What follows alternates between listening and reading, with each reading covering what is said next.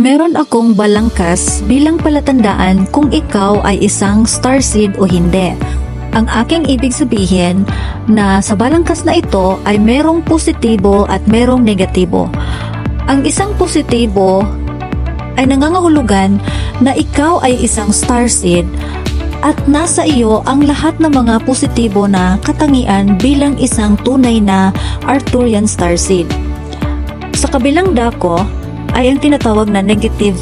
Ibig sabihin, hindi mo alam na ikaw pala ay isang starseed.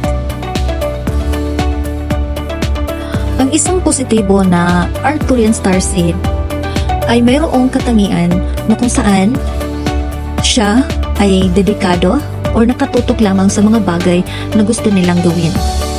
Habang sa kabilang bahagi ay tinatawag na negatibo na Arcturian starseed na nangangahulugan ikaw ay masyadong mahilig sa trabaho na halos wala nang ilalaan na oras para sa pamilya at sa sarili.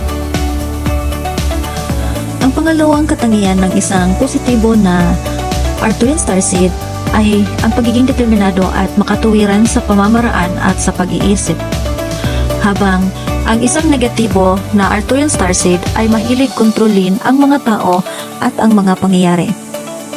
Pangatlong katangian ng isang positibo na Arcturian starseed ay matapat sa gawain at maaasahan.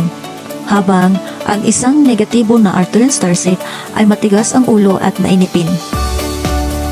Ang panglimang katangian ng isang positibo na Arcturian starseed ay mapagkakatiwalaan sa mga tungkulin at matapat.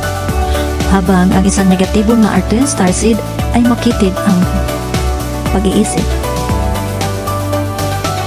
Ang panglimang katangian ng isang Arcturian starseed ay karapat-dapat sa pagtitiwala, habang ang negatibo na katangian ng isang Arcturian starseed ay mahilig sa pagkikipagtalo.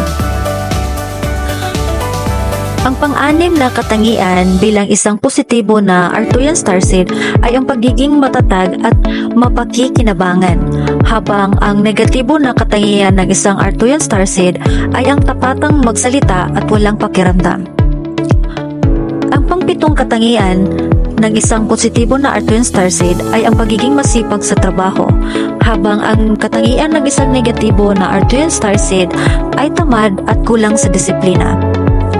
Ang pangwalo na katangian ng isang positibo na Arcturian starseed ay may disiplina sa sarili, habang ang isang negatibo na Arcturian starseed ay umiiwas sa panganib.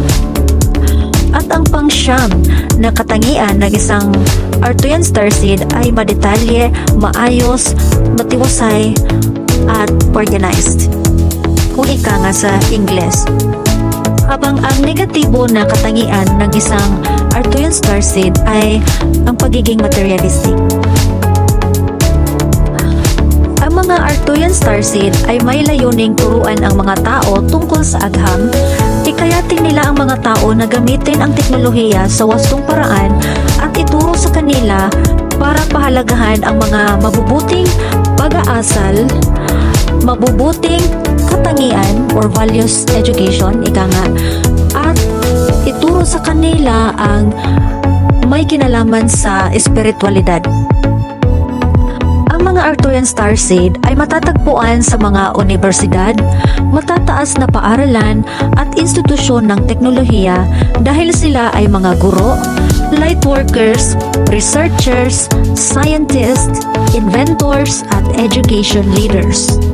Ang iba sa kanila ay hinihimok bilang pinuno sa larangan ng agham, teknolohiya at espiritualidad.